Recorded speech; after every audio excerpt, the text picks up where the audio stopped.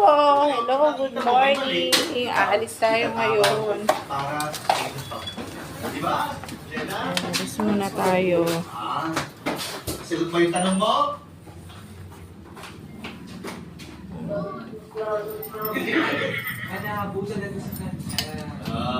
Sarado na doon, ate. Ano yung ba dyan, ma? Sa? Patayin ko yung message. Patayin mo muna. Ayan, naalis muna kami. Pupunta ako sa school.